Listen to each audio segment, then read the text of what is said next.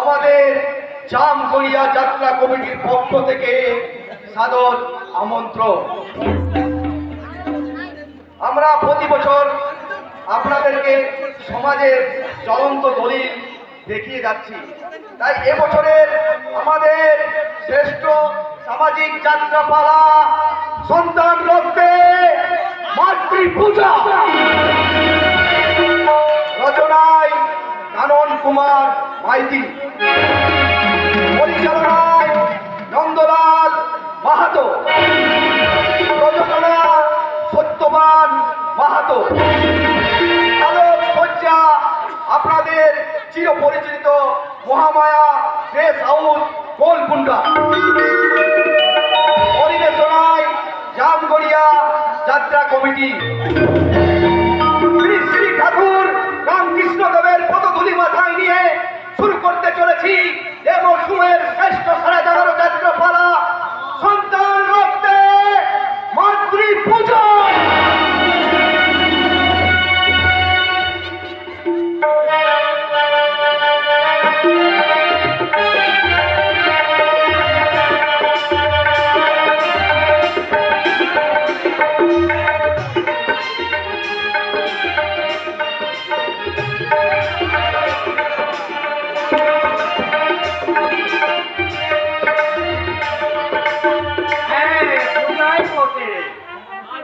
আজ যে আমার ভাইয়ের জন্মদিন, আর এই জন্মদিনকে পূজা পার্বণ তো পালন করবো না তো আবার করবো কবে?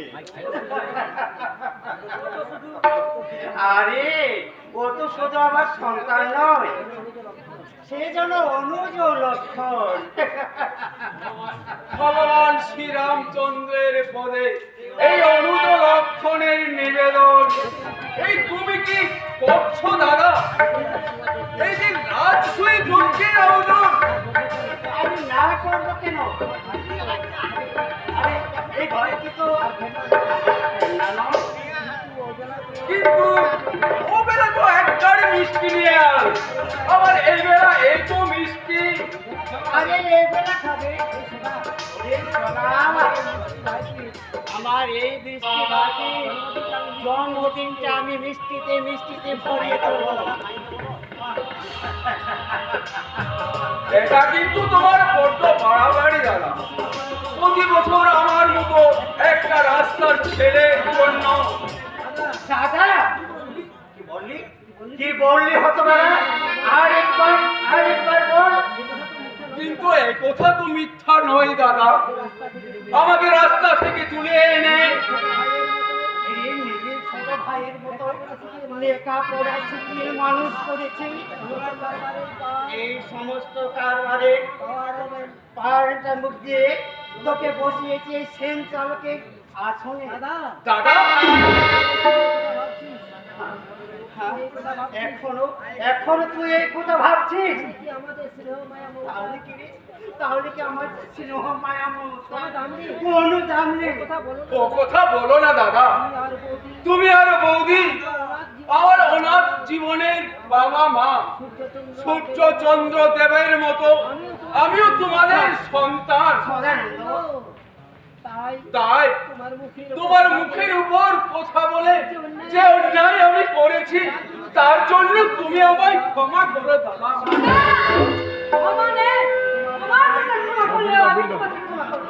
কিন্তু বৌদি অপরাধী জানিল না কিবা অপরাধ বিচার হইল সে। নিশ্চয় জানিবে বৎস, তোমার প্রথম নাম অপরাধ হলো আজকের এই শুভ দিনে তুমি তোমার দাদার নাম করে সমস্ত সমিতির মধ্যে বস্ত্র আর মিষ্টি বিতরণ করছো।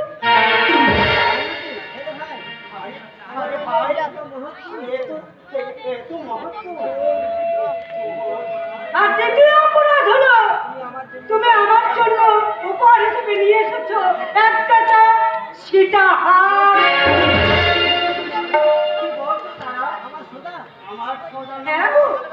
চুরি ডাকাতি করে আনিনি হয়, আমার হাত খরচের টাকা বাঁচিয়ে তুই নিচে না খেয়ে তোর মাতৃ সভার দিকে সাজাতে চেয়েছি। আরে বিচারটা করবে ওপরে ভগবান। আর এই যে দেখছো সম্মুখে হাজার হাজার বনদেবতা। এখন ওই শুভ জন্মদিনে তারা পাঁচটা খাইয়ে দাও। হ্যাঁ এসো ভাই, এখানে বসো। ভগবানের কাছে আমি প্রার্থনা করি তোমার এই শুভ দিনটা যেন 1000 বার ফিরে আসুক। না, দাদা বৌদি, আজকের দিনে দাদা আমায় রাস্তা থেকে কুড়িয়ে এনেছিল বলে এই দিনটা আমার নবশুভ জন্মদিন। কিন্তু ওই দাদা না থাকলে এই দিনটা হয়তো আমার মৃত্যু দিন। হ্যাঁ বৌদি, তার যার দয়ার আজ আর নব জন্মদিনের অনুষ্ঠান, সে আমার সেই ভগবান শ্রীরামচন্দ্রের দাদার পূজা না দিয়ে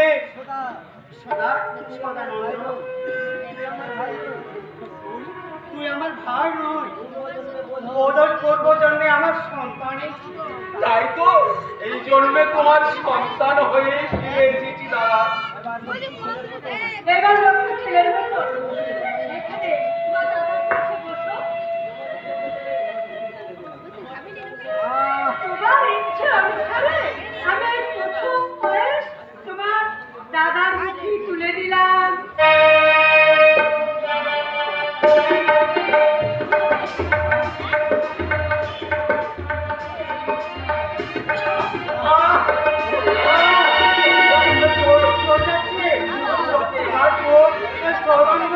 কেন করে যাচ্ছে? তুমি কি বলছো গো? আমি তো বিশ্বাস করো। যারা তুমি আমায় খাওয়ালে না, ওগো না। একটু আমার কষ্ট হচ্ছে। ওগো না, এ তুমি কি বলছো? তুমি বিশ্বাস করো আমি খবরদার!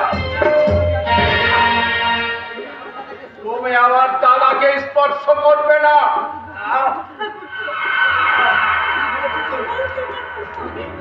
ঠিকই বলছি, তুমি বিষ খাইয়ে আমায় মারতে চেয়েছিলে না, কিন্তু ভাগ্য গেছে সেই বিষ তুমি তোমার নিজের স্বামীকে খাইয়েছো। তোমার মতো ওই পাপিয়েছি স্বামী খাতিনি।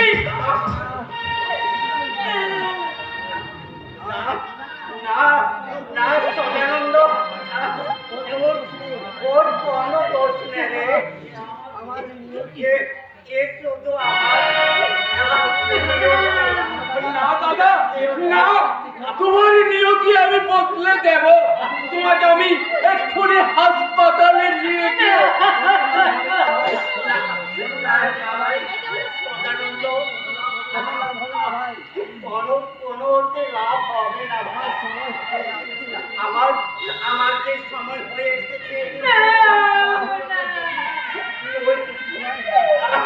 তুই ওদের দেখিস ভাই, তুই ওদের দেখিস। তারা বিদায় বিদায় তারা।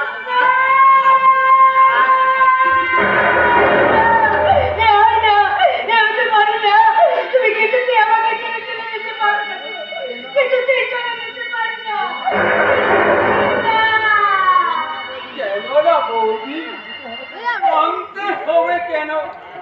দাদা যখন সব দায়িত্ব আমায় দিয়ে গেছে তখন তোমার কোনো অসুবিধে হবে না। তোমাকে আমি সুখেই রাখবো। বড্ড পুরনো ডাক, একটু নতুন করে ফাউলে বুঝি ভালো হবে না। ঠিক আছে করছি, এত নিজ তুমি এত এই হীন মনোবৃত্তি নেই বুঝি তুমি তোমার দাদাকে মিথ্যা কথা! নিজের হাতে তোমার স্বামীকে খুন করেছে। তাই আগামীকাল সংবাদপত্র পত্রে প্রথম পাতায় তোমার ছবি দিয়ে বের হবে এই স্বামী খাতিনি কাহিনী।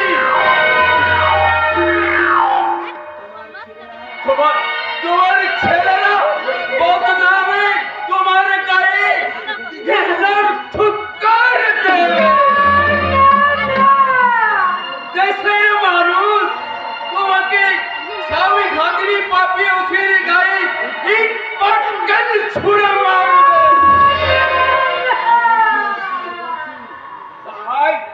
তাই বলছি, তুমি যদি আমার কথা মতো চলো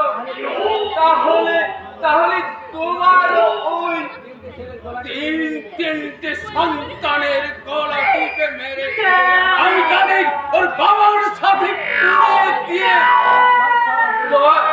তোমার সব পাপ আমি টাকার জোরে মুছে দেব।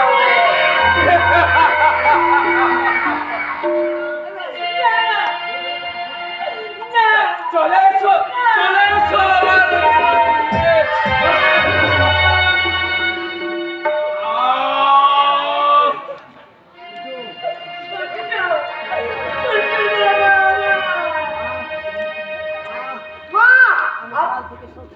আমি আড়াল থেকে সব শুনেছি। এই শয়তানের হাত থেকে বাঁচতে হলে চলো আমরা ভাইদের নিয়ে এখান থেকে পালিয়ে যাই। বাবা সৎকার করতে গেলে এই শয়তান আমাদের কাউকে বাঁচতে দেবে না। মা একটু চলে দে, ওদের নিয়ে আমি কোথায় যাবো, কি করবো? যেদিকে দু চোখ যায়, যাদের কেউ নেই তাদের ভগবান আছে। আমি কোথায় যাবো, কি খাওয়াবো? সেই চিন্তাটা আমি করবো। মা চন্দ্রদেব ছোট হতে পারে, কিন্তু আমি তো ছোট নই। আমি মন বলবো, রিক্সা চালাবো। আর দেরি নয় মা, শয়তানটা অজ্ঞান হয়ে গেছে। ওর জ্ঞান ফিরে আসার আগে আমাদের এখান থেকে পলাতে হবে। যাবো বাবা, নিশ্চয় যাবো। আমি যেতে তো আমাকে হবে, তার আগে তোর বাবাকে আর এই স্বামীর ছবি দেখে আমি প্রণাম জানিয়ে যাই।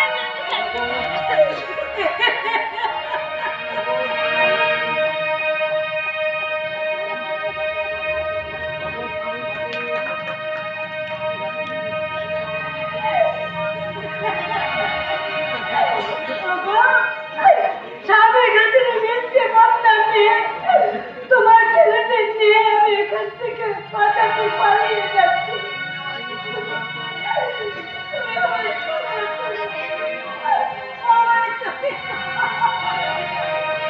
চলো মহারানী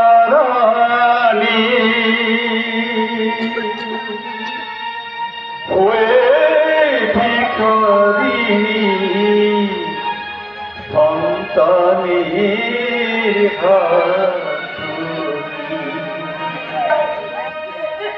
চলো মহারানী হয়ে ভিখারিণী সন্তানের হাতুড়ি।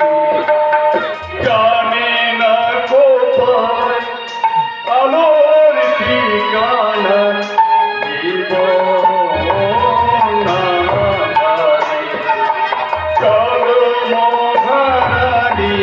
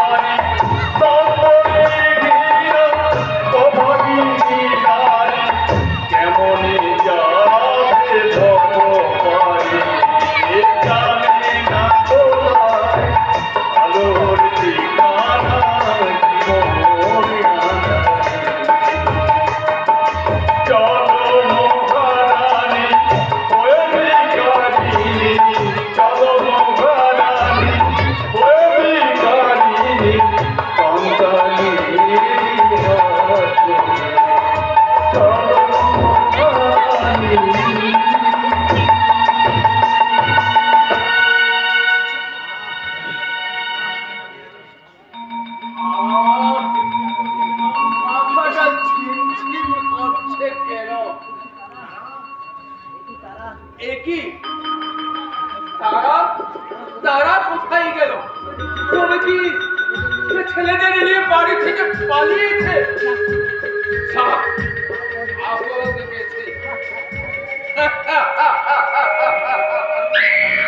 আগামীকাল সংবাদপত্রের প্রথম পাতায় এই খবরটা ফলাও করে ছেপে আমি আমার মিথ্যে বদনামের পাকে ডুবিয়ে আমি আমার চলার পথটা পরিষ্কার করে নেব।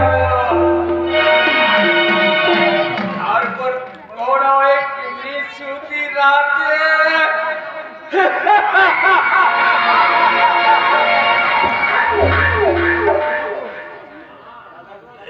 দাদা, দাদা গো, এই পায়েসে তীব্র বিষটা আমি এই মিশিয়েছিলাম। তা নাহলে তোমার এই মায়ার বাঁধন কেটে এই বিশাল সম্পত্তির মালিক হতাম কি করে? কিন্তু পালিয়ে গিয়ে বাঁচতে পারবে না তারাও। সৌজন্য হলে তোমার সৎ ছেলে সূর্য আর নিজের ছেলে দেবার চন্দ্রকান্তে রক্তে রক্ত স্নাত হয়ে আমি পরবর্তমানে সন্তান রক্তে মাতৃ পূজা।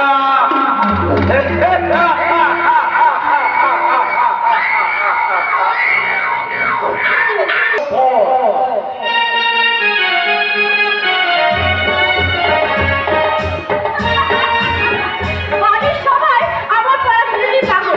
আরে বাবা, নাচ গান রোমান্স যার জীবনের একমাত্র ব্রত, সে কি কলেজের 4 দেওয়ালে বন্দি থেকে বইয়ের এই মরা শব্দগুলো পড়তে পারে? না পারে না, কারণ তোমার ওই দু চোখে যে ভালোবাসার সুরমা করেছো।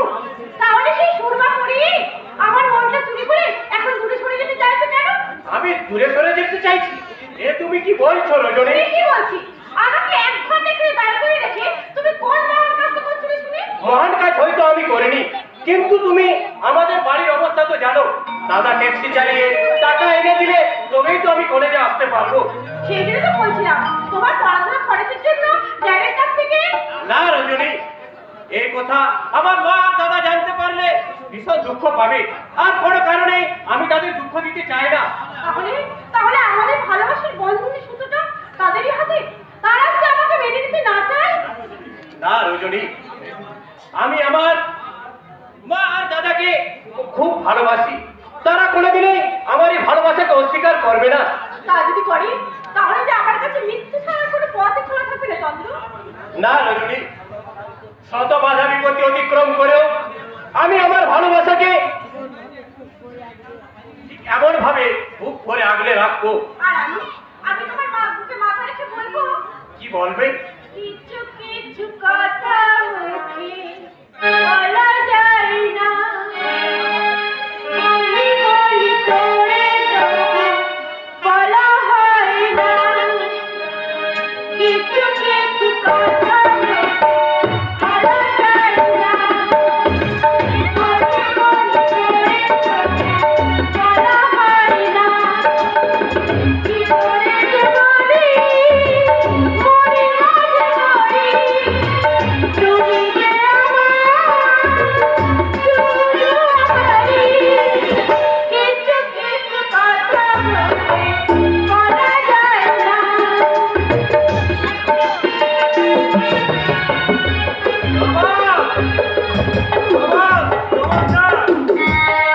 স্টেশন চত্বরটাকে বৃন্দাবন বানানোর জন্য তোমাদের অশেষ ধন্যবাদ। এ কি? কে তুমি? আমি সালা এলাকার বস কালিয়া। আরে আমার এলাকায় সব কাজের জন্য সালা ট্যাক্স দিতে হয়। তার মানে? মানে মানে সালা তোমাদের বোঝাচ্ছি, মানে সালা তোমাদের ট্যাক্স পড়েছে 1000 টাকা। এইখানে প্রেম করার জন্য 500, আর এই প্রকাশ সেই স্টেশনে জোড়াজুড়ির জন্য 500। দাদা মালু ছাড়ো, মালু ছাড়ো দাও। আরে এখন কেন? এক পয়সাও তোমাকে দেব না। আরে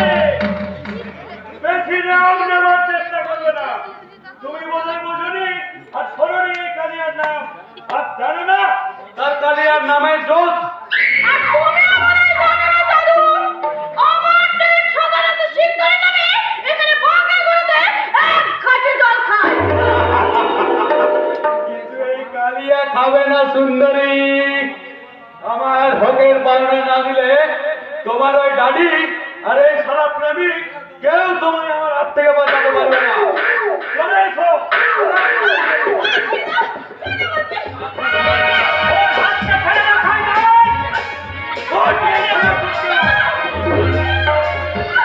এই দেশটা করে জঙ্গল হয়ে যায়নি ভাইজান, তাহলে তো জানুয়ারির দফাদারি কেন?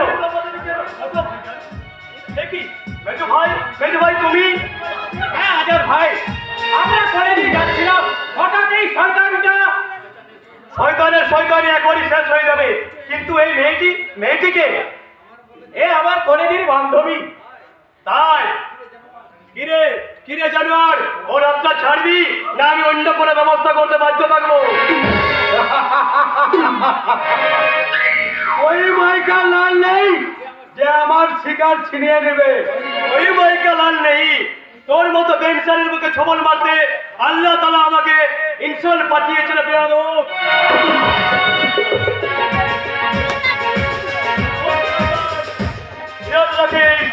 আর কোনদিন যদি তোকে এই তল্লারে দেখেছি সেদিন তোকে চিন্তা করতে হবে।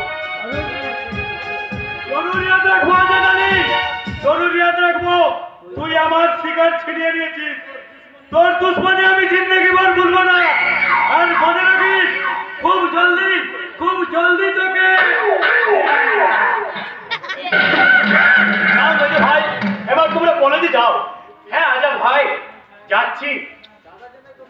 দাদা যেন এ কথা আমি জানবে না, আমি ওয়াদা দিচ্ছি সূর্যকে আমি এ কথা কোনোদিনও বলবো না। বেশ, তাহলে আমরা কলেজে যাচ্ছি। এসো মেহরবান, আজব তেরা দুনিয়া। যে ভাইদের লেখাপড়া শিখাতে সূর্য দিন রাত উদয় অস্ত পরিশ্রম করে চলেছে, আর আজ সেই ভাই দুবেলা না খেতে পেয়ে সেই ভাই কলেজে ফেল করছে। সেই পয়সা দিয়ে এরা জানি না খোদা কত ভাগ্য সূর্যের নসিবে তুমি কি লিখে রেখেছো।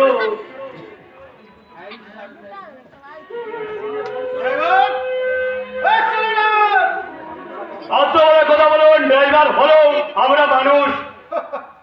তুমি আমাকে জ্ঞান দিচ্ছ? না জ্ঞান দিচ্ছি না, বুঝিয়ে দিচ্ছি। চাল চলের পোশাক আচরণটা একদম ভদ্রলোকের মতো, তাহলে মুখের ভাষাটা ছোট লোকের অধম কেন?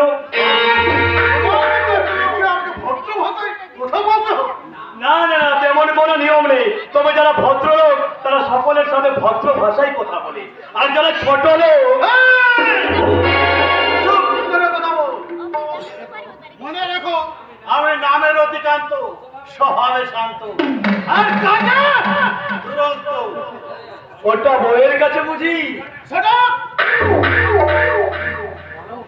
বলো ভবানীপুর যেতে কত টাকা ভাড়া লাগবে? 200 টাকা। কদিন আগে তো 150 টাকা ছিল। হ্যাঁ, তখন ডিজেলের দাম 60 টাকা লিটার ছিল, এখন হয়েছে 100 টাকা। হিসাবটা বুঝতে অসুবিধা হলে আপনার হেঁটে যাওয়াই ভালো। অপমান করছি? কি ব্যাপার রতিকান্ত বাবু, কে আপনাকে অপমান করছে? আর বলবেন না স্যার, যাদের পেটে লাঠি মারলে কেউ বেরোবে না তারাই আমার অপমান করছে। ওই স্যার ট্যাক্সি ড্রাইভার। ওই জন্যই তো ওরা ট্যাক্সি ড্রাইভার।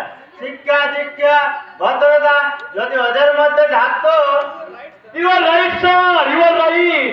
এই জন্যই বলে রতনে রতন চেনে আর সারা শুয়োর চিনে। আর একটা বাজে কথা বললে তোমায় আমি এমন কাছে ফাঁসাবো। হ্যাঁ, ওটা আপনারা ভালোই পারেন স্যার। চোর ডাকাত খুনি বদমাশদের থানায় নিয়ে বসে চা খান, আর চাকরি বজায় রাখতে আমার মতো নিরীহ সাধারণ মানুষকে জেলে পুরে দেন। কি বলেন আজকে? তোকে মানে কোটের কুকুর মানুষকে কামড়ায়, তাই বলে কুকুরকে কামড়ানো মানুষের স্বভাব ভালো। থাক, ওনার কথা বলো, আজ তোকে ছেড়ে দিলাম। চলুন রতিকান্ত বাবু, আমি আপনাকে বাড়ি পৌঁছে দিচ্ছি। হ্যাঁ হ্যাঁ হ্যাঁ, চলো চলো চলো।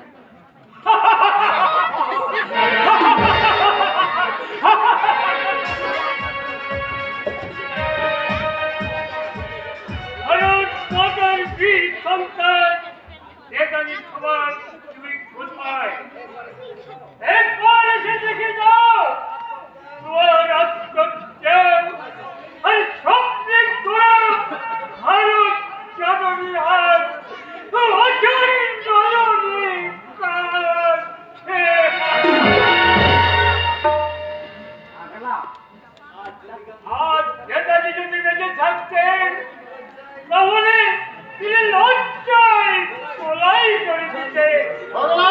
শ্রীরাম, বিনয়, মদন, দীনেশ, হস্তে হস্তে মৃত্যুবরণ করতেছে।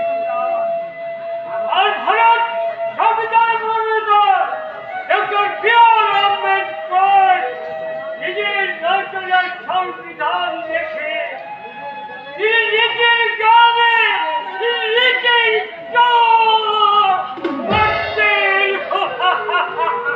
তার মানে আমরা এই সংবিধানকে অপমান করছি? না, সম্মান জানাচ্ছে। তুই তো কি সরকার নেই প্রতিপালন করতে সাধারণ মানুষের মাথায় লাঠি চাট করার দায়িত্ব সংবিধান। আর সরকারি বেতন পুড়িয়ে দামদাবাল লুটফেন নেই, খাওয়া খাওয়াই দায়িত্ব ভারতের সংবিধান। চুপ করো, তুমি চুপ করে পারলে ভাই। না,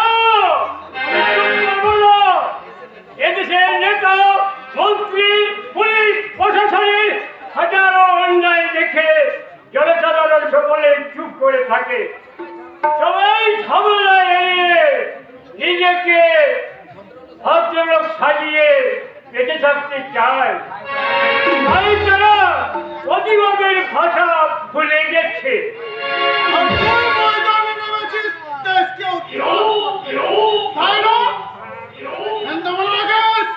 আমি নামের অতিক্রান্ত, স্বভাবে শান্ত,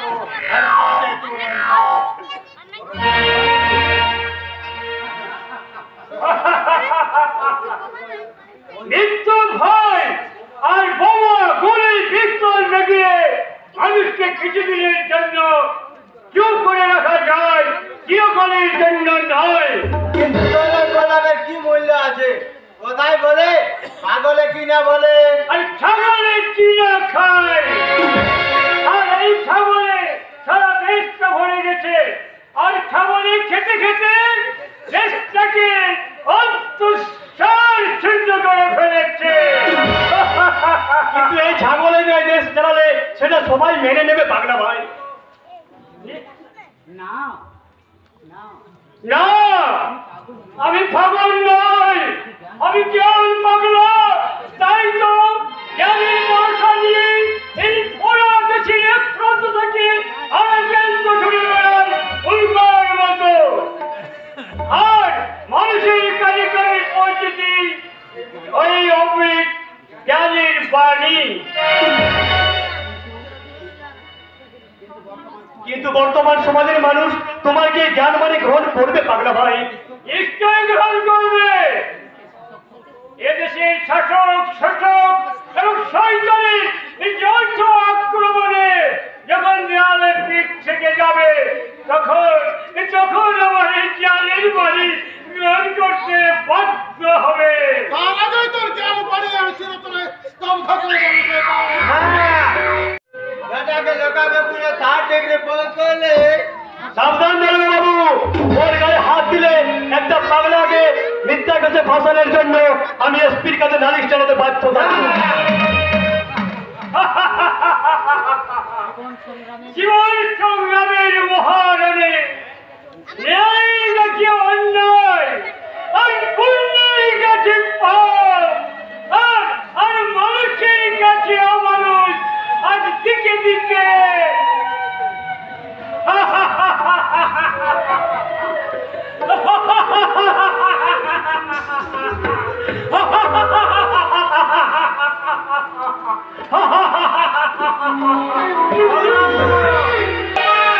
কোথায় গেলে?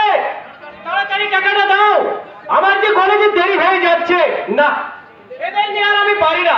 আজ দেখছি নির্ঘাত আমার ট্রেনটা ফেল করবো। মা, ও মা, মা! হাত মেজা ও অনেক চিৎকার করে পাড়া পরিস্থিতি বোঝাচ্ছিলি যে বাড়িতে দিন দুপুরে ডাকাত পড়েছে। দেখ, তুই বুঝতে পারছিস না এই ট্রেনটা ফেল করলে ঠিক সময়ে তুই রজনীর কাছে পৌঁছাতে পারবি, এই তো? ফলে তার মুখে নেমে আসবে ঘোর অবস্থা, আর তুই চোখে দেখবি অন্ধকার। তার মানে তার মানে তোর কথা তো আমি কিছুই বুঝতে পারছি না দেব। বুঝতে পারছিস না? এই তো, তাহলে তুই এক কাজ কর, তুই পড়াশোনাটা ছেড়ে দে। কেন? কেন কেন আবার? তুই যদি আমার এই সহজ সরল কথার মানে বুঝতে না পারিস, তাহলে বর্দার মেহনতের পয়সাগুলো খরচা করে লাভ কি? দেখ দেব, তুই ভুল করছিস। রজনী নামে আমি কোনো মেয়েকে চিনি না। ঠাকুর ঘরে কে? আমি তো কলা খাইনি। ওরে মেজা, আমি কিন্তু একবার বলিনি যে রজনী কোনো মেয়ের নাম। হ্যাঁ রে দেব, মা আর বড়দা এ কথা এখনো জানিনি। তবে মৃগনাভের শ্লোক কতদিন তুই লুকিয়ে রাখবি? তুই বিশ্বাস কর দেব, আমি রজনীকে মেজদা, ভালোবাসা কোনো অন্যায় নয় আর পাপও নয়, কিন্তু কিন্তু আমরা যে পরিবারে জন্মেছি, মা আর বড়টার কষ্টের পয়সায় বড় হচ্ছি, লেখাপড়া শিখছি, তাতে বাজে খরচা করে ভালোবাসার বিলাসটা আমাদের সাজে না রে ভাই। বাজে খরচ করবো কেন রে দেব, যেখানে আমি এখনো কলেজের ফিই জমা দিতে পারিনি। তাতে কি হয়েছে রে ভাই? আজ দিতে পারিসনি, কাল দিবি। কিন্তু আজ না তুমি এতগুলো টাকা কোথায় পাবে বড়দা? আজ দুদিন হলো যে তোমার তো ট্যাক্সি ধর্মঘট। তাতে কি হয়েছে? তাদের কেউ নেই, তাদের তো ভগবান আছে ভাই। সেই ভগবানই বুঝি তোমার দু হাত টাকায় ভরিয়ে দিয়েছেন। ভরিয়ে না দিলেও যা দিয়েছে তাতে চন্দ্রের পরীক্ষার ফিসটা নিশ্চয় হয়ে যাবে। এ ভাই, টাকাগুলো নিশ্চয় নেব, কিন্তু তার আগে তুমি বলো এতগুলো টাকা তুমি কোথায় পেলে? তার মানে তোরা তোরা কি আমায় সন্দেহ করছিস? তোরা কি মনে করিস আমি চুরি ডাকাতি কিংবা অসৎ পথে? আমরা তা বলিনি বড়দা, আর তুমি যে জীবনে এই কাজ করবে না তাও আমরা জানি। তাহলে তাহলে টাকাগুলো নিতে আপত্তি কোথায় ভাই? এর চেয়ে অনেক বেশি দুর্দিনে মা আর আমি ওদেরকে ছোট থেকে মানুষ করেছি। অবশ্য সেই দুর্দিনে কত অভাব অনটনে কিভাবে সে কোথা যাক, কিন্তু কিন্তু আজ আমরা তো বড় হয়েছি দাদা, তোমাদের দয়ায় শিক্ষা দীক্ষা পেয়েছি, তাই তোমাদের সুখের জন্য এসব আমাদেরই কর্তব্য দাদা। সেই কর্তব্য পালন করতে বুঝি তুই বড় দাদার কাছে পরিশ্রম চাইছিস? মা, যার কান্না ঘাম রক্তের বিনিময়ে আজ তোরা বড় হয়েছিস, লেখাপড়া শিখেছিস, তার কাছে তোরা শিক্ষা গ্রহণ করছিস? না মা, সে অত্যন্ত আমাদের কোনোদিন হবে না মা। আমরা একটা কথা মনে রাখিস, সূর্যের অচিকার আলোয় তোদের শিক্ষিত করে তুলেছে। ওর চোখের জলে ধুয়ে দিয়েছে তোদের চলার পথ, তোদের মুখে ফুটিয়েছে তৃপ্তির হাসি, তার সেই হাসি যেন কাটতো কোনোদিন ওকে ব্যঙ্গ বিদ্রুপ না। না মা, না মা, না মা, তা করবে না। ওরা ওরা যে দাদা বলতে অজ্ঞান, ওরা কি কখনো পারে আমাকে ব্যঙ্গ বিদ্রুপ করতে?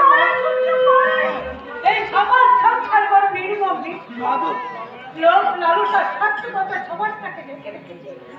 এখানকার মানুষ যে পত্রে খায়, আমি সেই পত্রটাকে ফুটো করে উপকারীর বুকে আগে আঘাত আনে। তোমার কথাগুলো মিথ্যা নয় মা, কিন্তু এই সংসারে আমি আমার শ্রদ্ধা আর ভালোবাসা দিয়ে এই পিতৃতুল্য বর্দার ঋণ কিছুটা হলেও শোধ করবোই মা। আমিও তোমায় কথা দিচ্ছি মা, দাদার উপযুক্ত মর্যাদা রাখতে আমি হাসতে হাসতে জীবন যাব। না না না, সূর্য না, তা আমি চাই না ভাই।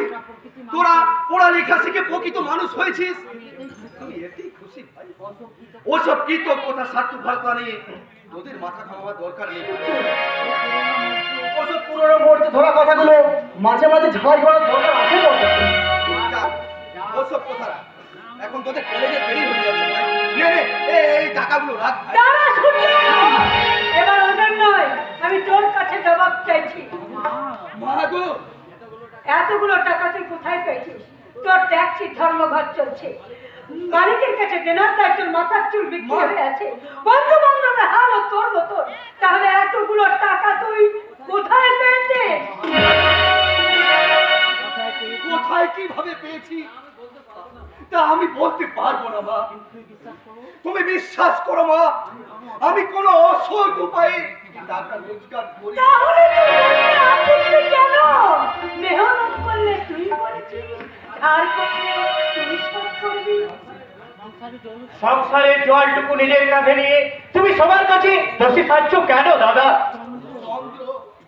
দেব মা গো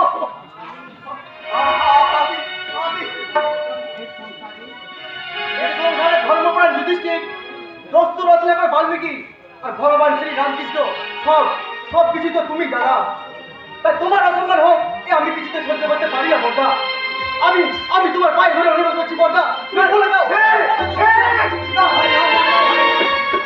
তুই আমায় ক্ষমা করিস ভাই, আমি বলতে পারবো না ভাই, তুই আমায় ক্ষমা করিস ভাই, তুই আমায় ওই টাকায় একটা টাকায় সংসারে খরচ করবি না। যে টাকায় আছে সততার পাপের গন্ধ, আমার মা থেকে তো মরে গেল, ওই টাকায় সংসারে খরচ করবো না। মা গো, এতদিন পরেও তুমি তোমার সূর্যকে চিনতে পারলে না মা?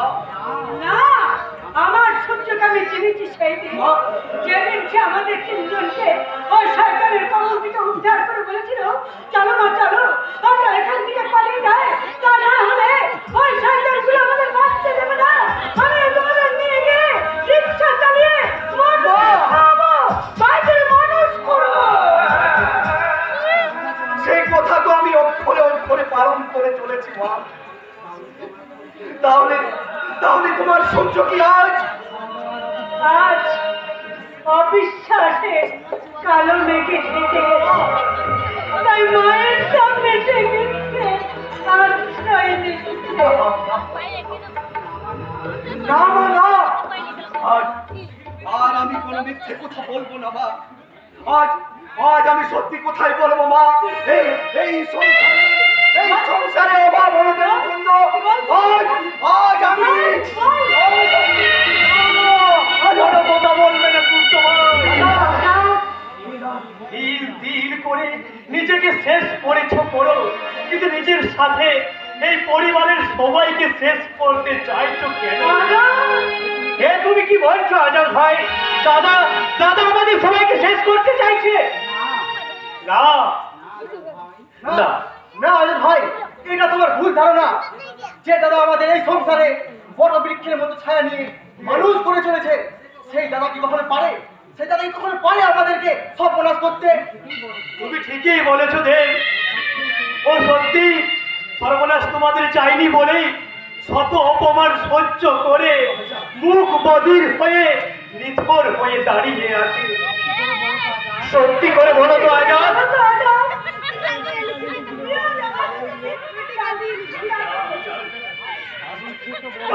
কারণ সেই সত্য বড় নির্মম, নিষ্ঠুর। আপনারা তো সহ্য করতে পারবেন না। হাজারো দুঃখ কষ্ট কাজে নিষ্ঠুর সঙ্গে তারা সব সহ্য করতে পারে। বলো আজাদ, বলো আমার কি যত্ন বলো। হ্যাঁ আজাদ ভাই, আমরা যে কোনো আঘাত সহ্য করতে পারবো। তাছাড়া সব দুঃখ কষ্ট বড়দা একা বুকে নিয়ে হাহাকার করবে কেন? আমরা বুঝি তার ভাই নয়? সব কথা শুনো, সেই দুঃখের ভার তোরা নিতে পারবি না। কারণ সেই দুঃখ কষ্টকে সহ্য করার জন্য ওই আল্লাহ তাআলা ওকে এই সংসারে ইনসান। আজাদ ভাই, তুমি তোমার শনিদেবের পাঁচালিটা এবার বন্ধ করো ভাই। না সূর্য ভাই না, তাহলে যে তোমার মতো দধিচির অস্থি দিয়ে গোড়া বজ্রটা এরা সৃষ্টি নয়, এরা ধ্বংসের কাজে ব্যবহার করবে সূর্য ভাই। সেই মহাবলের ধ্বংসযজ্ঞ থেকে সংসারকে বাঁচাতে যতগুলো টাকা কোথায় পেয়েছে বলো আজাদ? তোমাকে বলতেই হবে, বলো আজাদ, বলো কোথায় পেয়েছে টাকা? না অভিযান না, আমি বলতে পারবো না অভিযান। সূর্য নিজের শরীর থেকে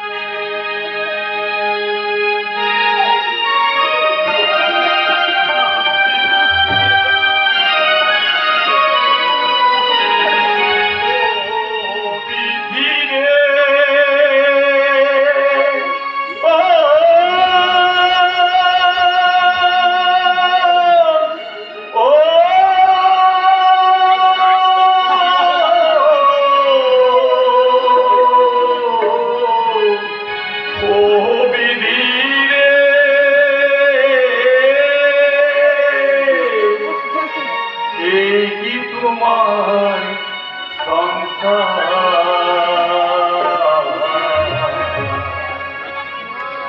চোখের জলে সুখ ভেসে যায় চোখের পারাবার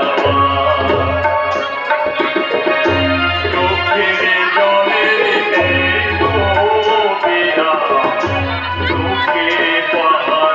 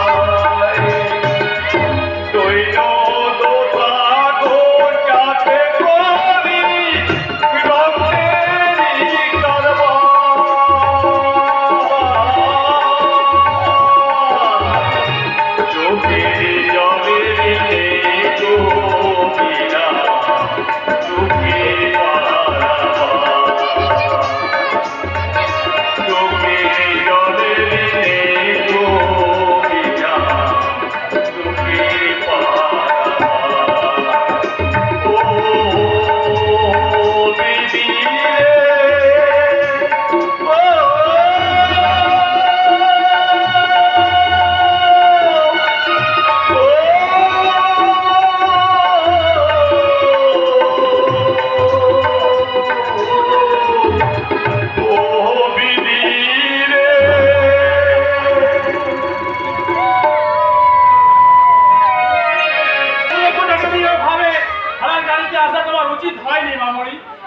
তা আমি জানি পাপি, কিন্তু হঠাৎ করে গাড়িটা খারাপ হয়ে যাওয়ায় গাড়িটা গ্যারেজে দিয়ে বাধ্য হয়ে মানে ভাড়ার গাড়িতে পৌঁছলে চাপতে হয়, তাই বলে তুমি অতগুলো টাকা গাড়িতে ফেলে আসবে?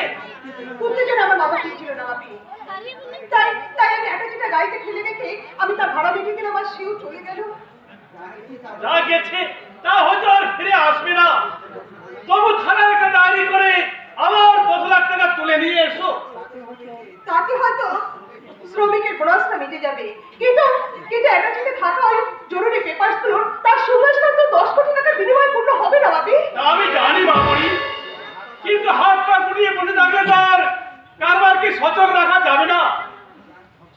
সবার আগে প্রয়োজন ওই কাগজগুলো আর 10 লক্ষ টাকা তুলে নিয়েছে কর্মীদের। যদি যদি আমি পেপারসগুলো আমার ফিরে পেতাম, টাকাটা না হয় না, কিন্তু পেপারসগুলো যদি ফিরে পেতাম।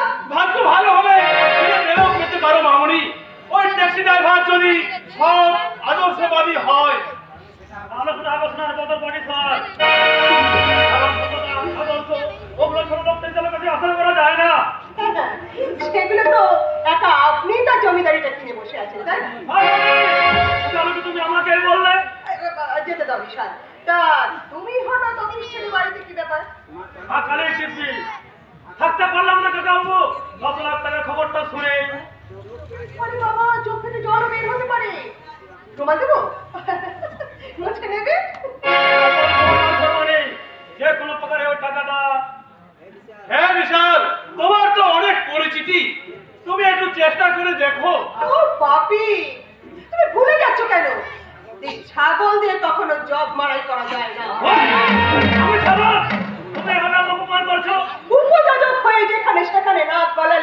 নাক তো কাটা যেতেই পারে। আমি আর না বলাতে আসবো না। আর কাছে বড় বড় মা কালে দেখবে। আমি আর কোনো কথা বলতে আসবো না। নমস্কার। কিন্তু আপনাকে তো ঠিক বলছি, তার আগে বলুন তো ওই অতি ভদ্র লোকটি এখানকার কে? আমি সর্বনিষ্ঠ প্রেন্ডের ম্যানেজার বিশাল নাথ। সত্যি সত্যি আপনি বিশাল না, তাই ছবলটা ভালোই মারতে পারেন। শুনুন স্যার, আপনার ম্যানেজারের ভাষায় আমি সেই ছোট লোক ট্যাক্সি ড্রাইভার যিনি ম্যাডামের ব্যাগটা ফেরত দিতে এসেছেন। এই এটা যদি ভালো করে দেখে না সর্বনে সবকিছু ঠিকঠাক আছে কিনা। ছোট লোকদের বলা তো যায় না, লোভের শেষ নেই। Shut up! আর একটা বাজে কথা বললে আমি কিন্তু দারোয়ানটাকে ঘাট ধাক্কাতে বার করে দিতে বাধ্য হবো। কিন্তু সর্বাণী মা কালের দেবী, আমি তোমার মঙ্গলের জন্য সে ভাবনাটা আমাকে ভাবতে দাও। তাছাড়া একটা কোম্পানির সম্মানীয় ম্যানেজার আপনি, আপনার দৃষ্টিভঙ্গিটা আমার শকুনের মতো কেন? ছিল যদি রবি হতেন তাহলে এরা যে ফেরত দিতে আসতেন না। তবে আপনার কাছে আগে সেটা বলে তো কথাই ছিল না। তবু আপনি ঠিকভাবে দেখে নিন ম্যাডাম, আপনার ওই অতি বিশ্বাস ক্ষতির কারণ হতে পারে। আপনার সততায় আমার সেই ক্ষতিটাও আমি স্বীকার করে নেব। মাফ করবেন স্যার, গরিব মেহনতি ট্যাক্সি চালক আমি। ভাড়াটে ট্যাক্সি চালিয়ে মা বইদের নিয়ে দুঃখের অন্ন সুখ করে খাই। ওই পুরস্কার দিয়ে আমার এই নির্ণ মনটাকে খুন করে আপনার ওই ম্যানেজারের কথাটাকে সত্যি করতে চাইবেন না। চলেন, আমি এখন যাই। নমস্কার।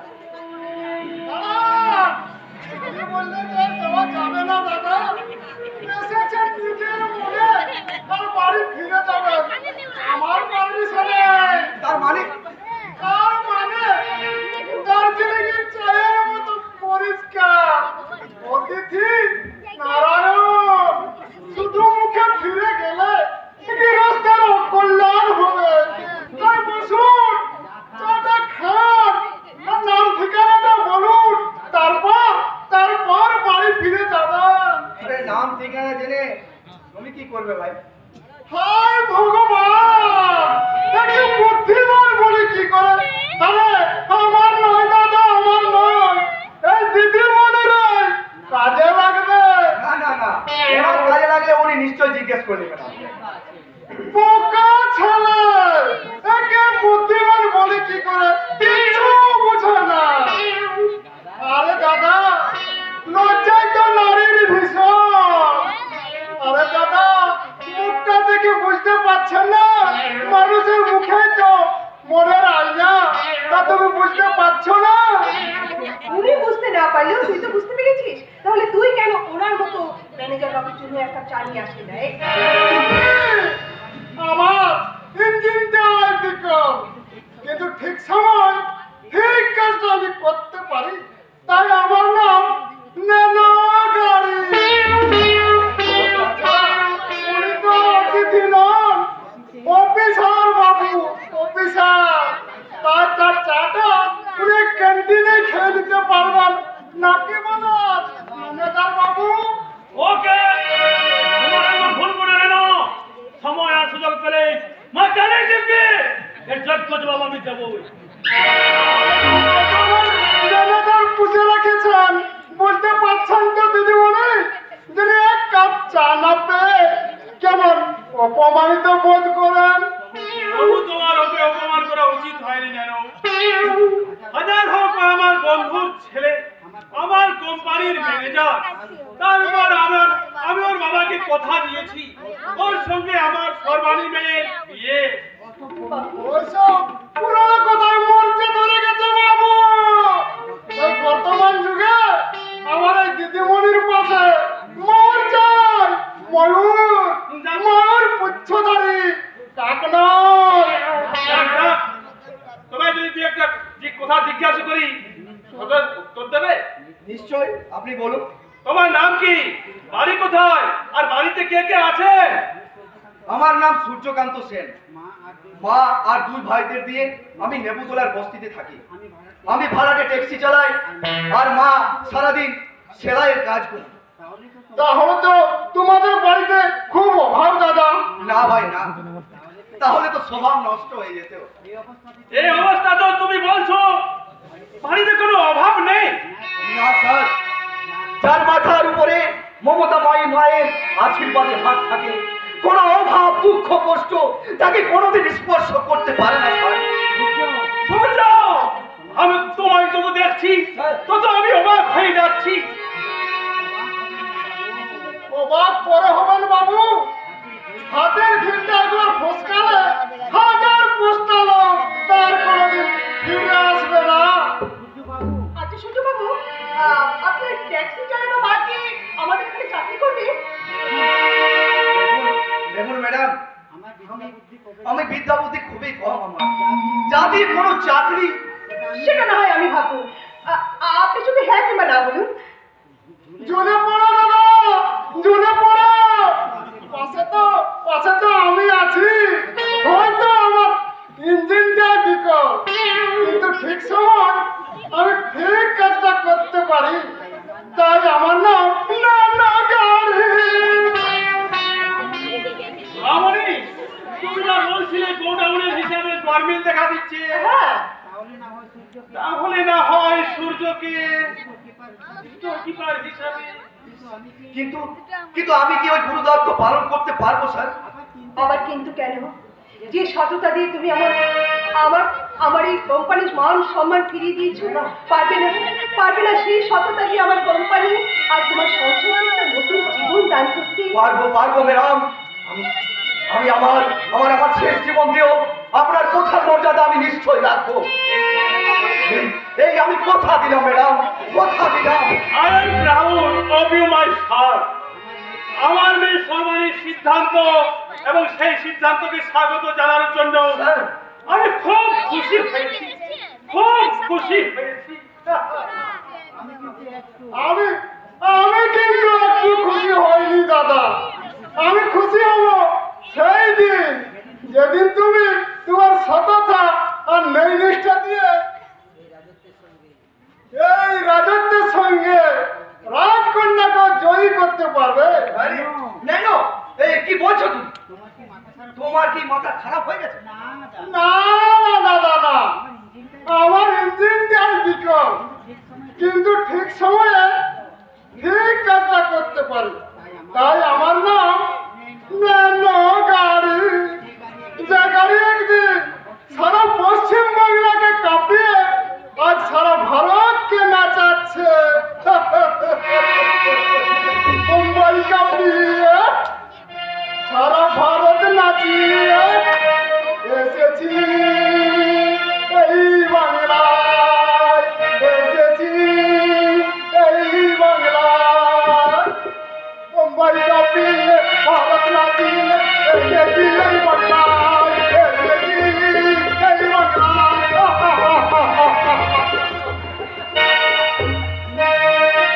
শোনো সূর্যবাবু, আপনি বরং এই 30,000 টাকা অ্যাডভান্স রাখুন। আমি এই চাকরি জয়েন করার আগে আমি এত টাকা নিতে পারবো না ম্যাডাম। বেতন নয় সূর্যবাবু। ম্যাডাম, মনে করুন না আপনার সততার দুয়ারে মন্দিরে এক মুক্ত হয়ে যাওয়া পূজারিনী তার দেওয়া এই ছোট্ট পুষ্পাঞ্জলি।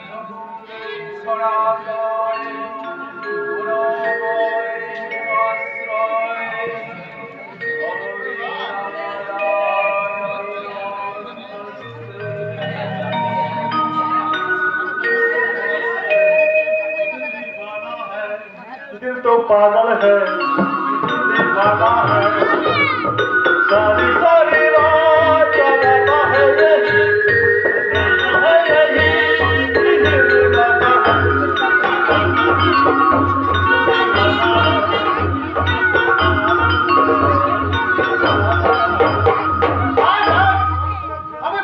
কি ড্যাড ও ড্যাড আমি বলছিলাম কি বলবে সব কথাই বলবে জয় গুরু, কিন্তু আমার পূজার বিঘ্ন ঘটিয়ে নয়। ওইসব পুজো টুজো এখন ফ্যাশন ড্যাড, ওইসব শিখে তুলে এখন সংসার কারবার দিকে একটু নজর দাও। এই সংসারের কোনো কিছুই আমার দৃষ্টির বাইরে নয় রতিকান্ত। তাহলে রজনী যে একটা হা করে ছেলের সঙ্গে প্রেম করছে, করুক না, প্রেম অতি পবিত্র ধর্ম।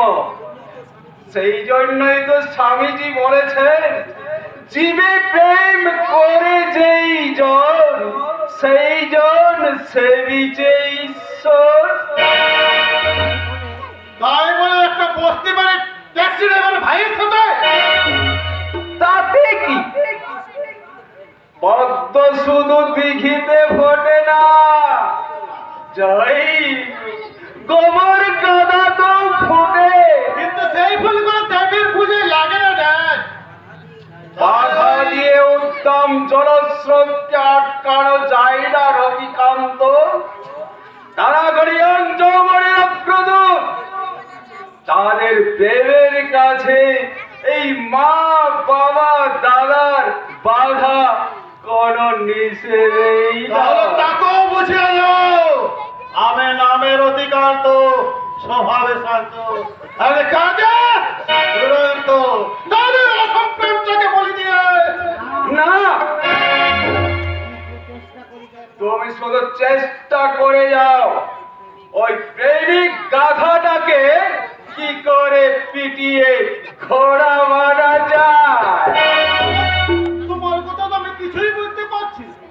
সেই জন্যই তো আমি বাবা আর তুমি ছেলে, তা না হলে তুমিই তো আমার বাবা হতে আর আমি তোমার ছেলে।